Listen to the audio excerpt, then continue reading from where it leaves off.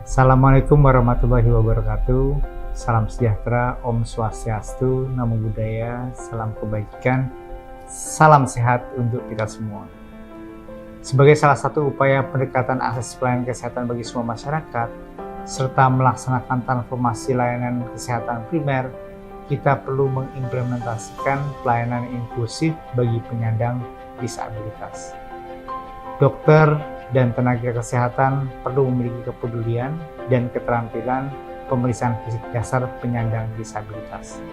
Di antaranya keterampilan dalam mengukur tanda vital, tinggi badan, berat badan, status sisi, dan pengambilan spesimen, yang tentunya memerlukan cara dan pendekatan yang berbeda.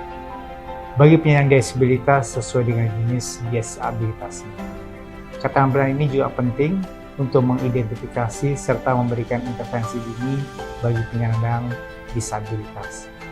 Diharapkan melalui video ini, dokter dan tenaga kesehatan di fasilitas pelayanan kesehatan, terutama puskesmas, dapat mempelajari dan memiliki pemahaman serta perspektif disabilitas yang utuh dan baik, dengan berlandaskan pendekatan hak asasi manusia, agar dapat melaksanakan pelayanan kesehatan yang inklusif dan ramah bagi penyandang disabilitas. Wassalamualaikum warahmatullahi wabarakatuh.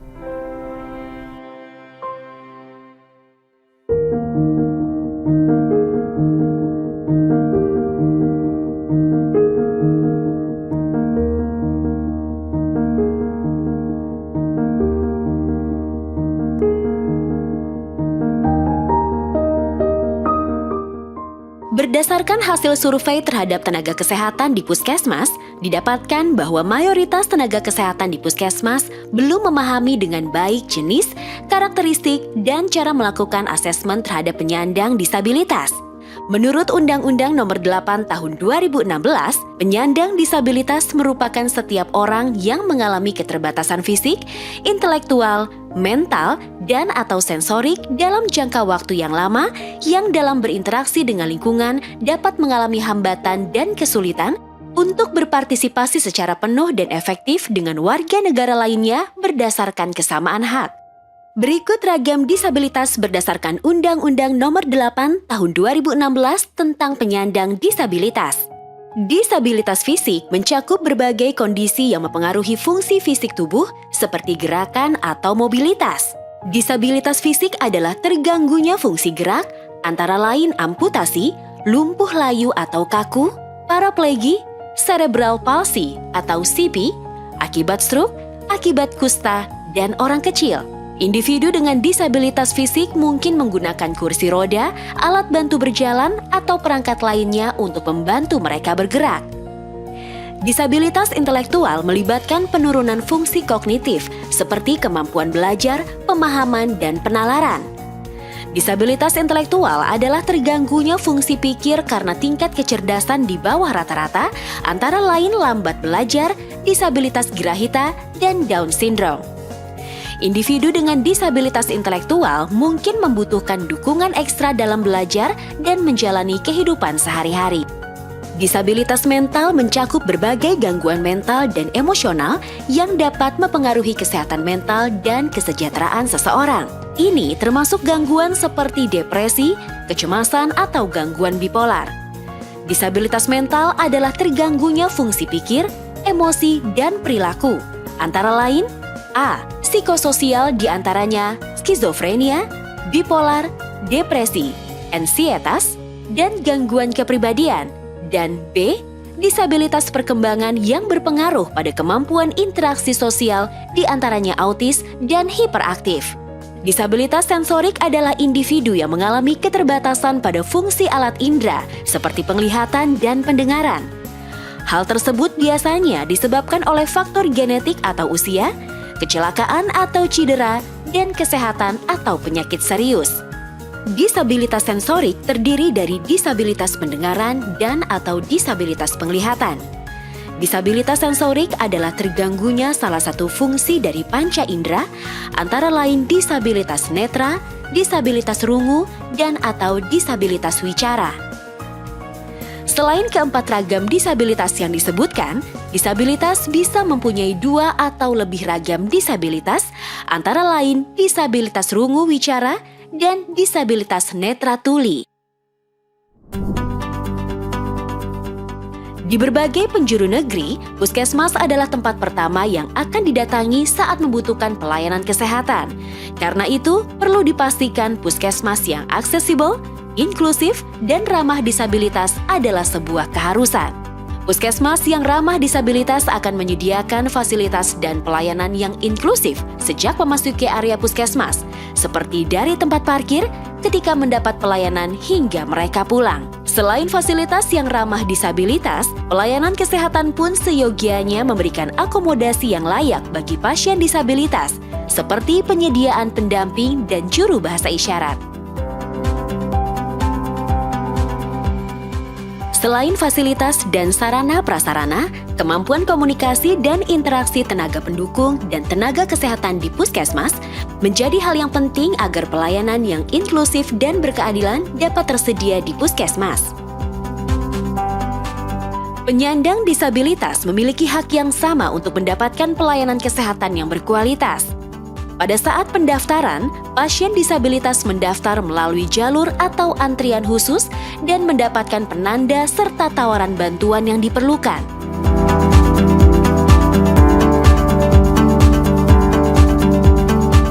Pada saat pemanggilan nomor antrian, perlu diperhatikan agar tampilan pada layar dan posisi layar terlihat dengan jelas.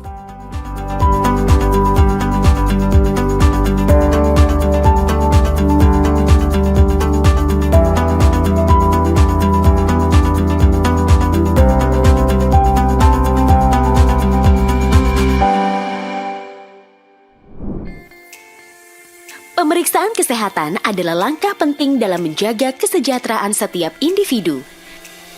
Berikut ini merupakan alat-alat yang digunakan dalam pengkajian fisik dasar pasien disabilitas. Alat yang digunakan untuk melakukan pengkajian fisik dasar disesuaikan dengan kebutuhan dan keluhan dari penyandang disabilitas. Peralatan tersebut diantaranya skin fold caliper, pita ukur, goniometer jari, goniometer ekstremitas tungkai, tensimeter, stetoskop, turniket, senter, microtoys, termometer, palu refleks, timbangan berat badan pengguna kursi roda, dan stadiometer.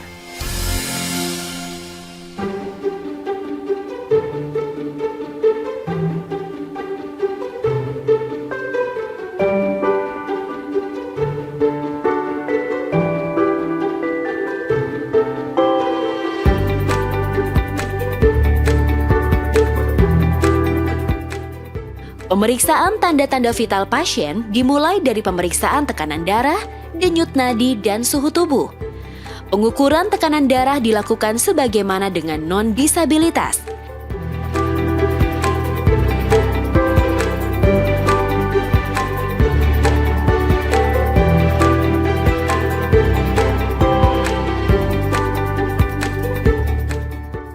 Bila pasien merupakan disabilitas yang tidak memiliki lengan atau ekstremitas atas, pengukuran tekanan darah dilakukan pada bagian ekstremitas bawah, yaitu di paha atau bagian atas pergelangan kaki dengan kaf yang ada.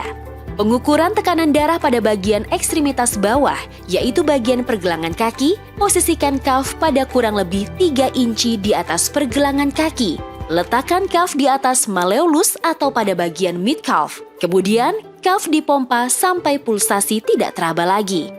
Hasil yang didapatkan dari pemeriksaan ini lebih besar 20% dari nilai aslinya dan hanya didapatkan pemeriksaan sistolik.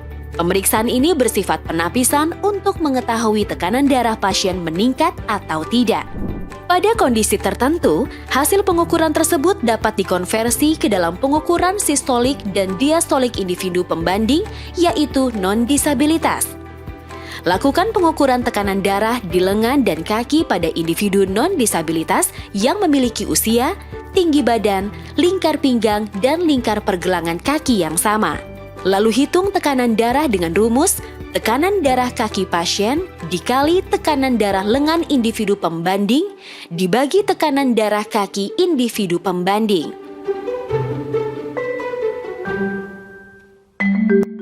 Pada disabilitas fisik atau kondisi tertentu, di mana pengukuran nadi tidak dapat dilakukan pada bagian ekstremitas seperti arteri radialis, arteri brachialis, arteri femoralis, arteri poplitealis, atau arteri tibialis, maka pengukuran nadi dapat dilakukan pengukuran arteri karotis pada bagian leher. Pada daerah kira-kira 2 cm sebelah kiri atau kanan dari garis tengah leher atau jakun pada sisi yang paling dekat dengan pemeriksa, nadi karotis dapat diraba dengan melakukan 2 atau 3 jari menempel.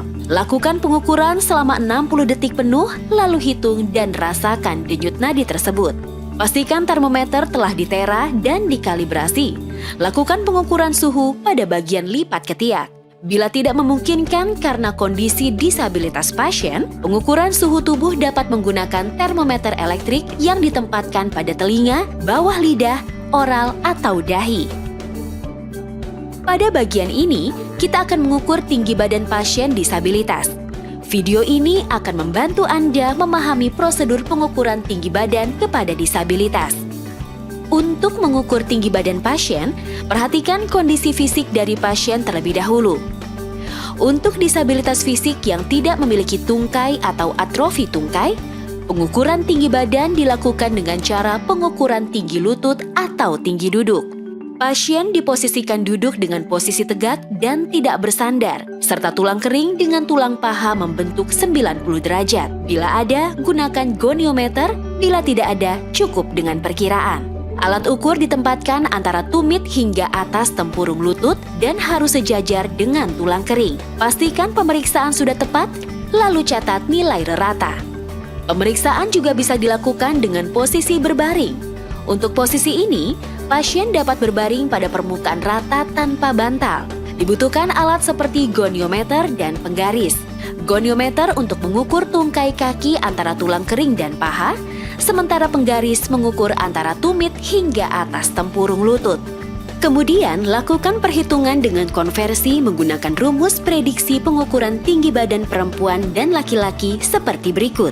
Prediksi tinggi badan perempuan sama dengan 2,225 kali tinggi lutut ditambah 50,25.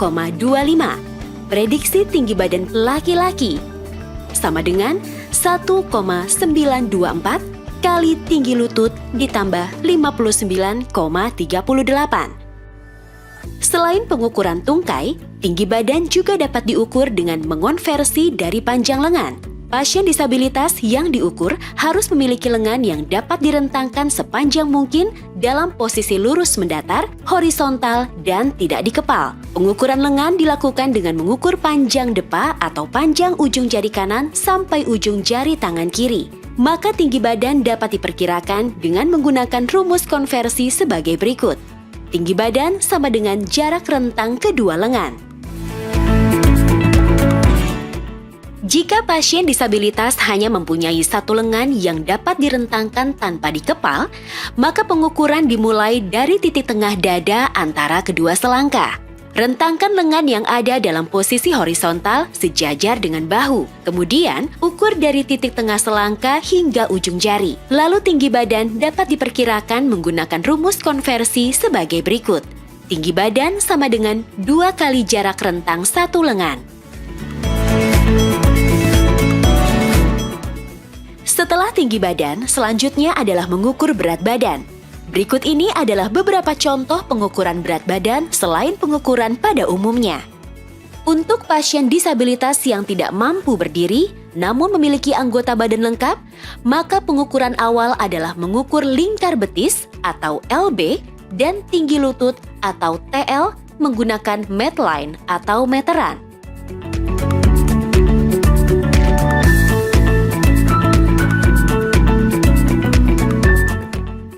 Setelah itu, mengukur lingkar lengan atas atau lila menggunakan Medline atau meteran. dan tebal lemak subscapular atau TLS menggunakan skin fold caliper. Bila sudah mendapatkan hasil dari masing-masing pengukuran tersebut, berat badan dapat diketahui dengan menggunakan rumus sebagai berikut. Berat laki-laki sama dengan 0,98 kali lingkar betis ditambah 1,16 kali tinggi lutut ditambah 1,73 kali lingkar lengan atas ditambah 0,37 kali tebal lemak subscapular dikurang 81,69.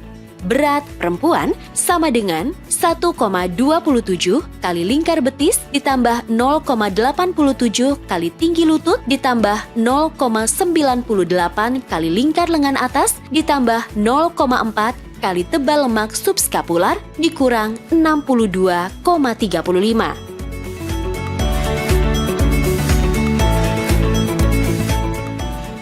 Pengukuran berat badan pada pasien disabilitas dengan anggota badan tidak lengkap dapat dihitung sesuai distribusi tabel sebagai berikut. Kemudian dikonversi ke dalam rumus untuk mendapatkan perkiraan berat badan dari pasien disabilitas.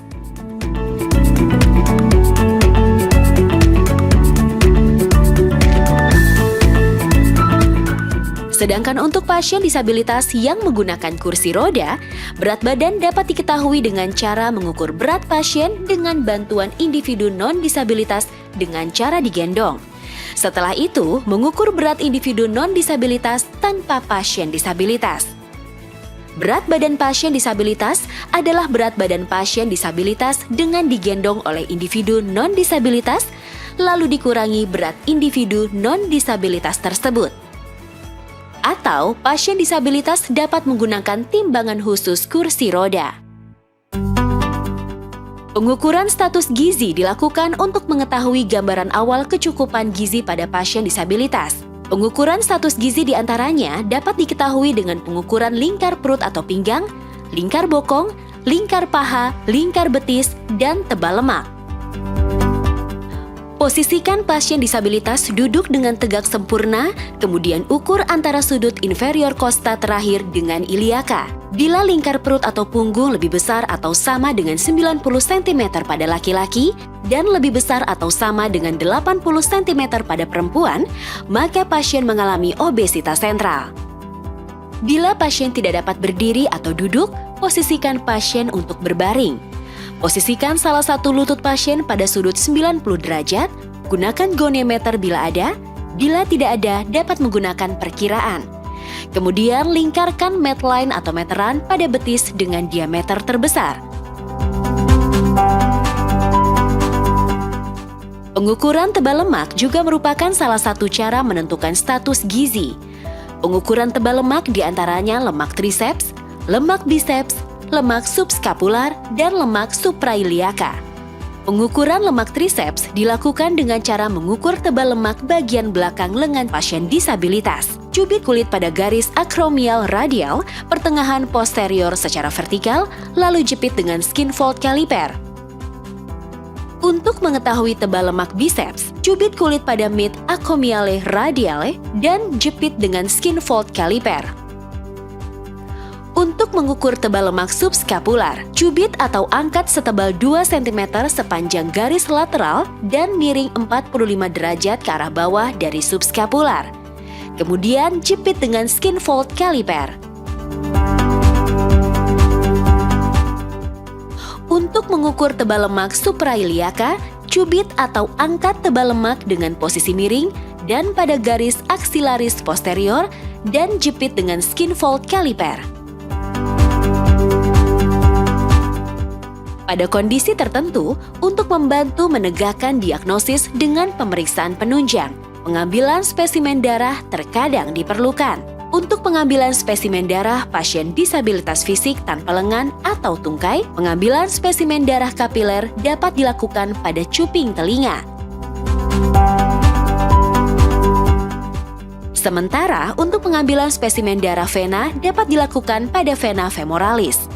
Pengambilan spesimen darah harus dilakukan oleh tenaga medis atau tenaga kesehatan yang terampil untuk menghindari terjadinya perdarahan dan risiko lainnya.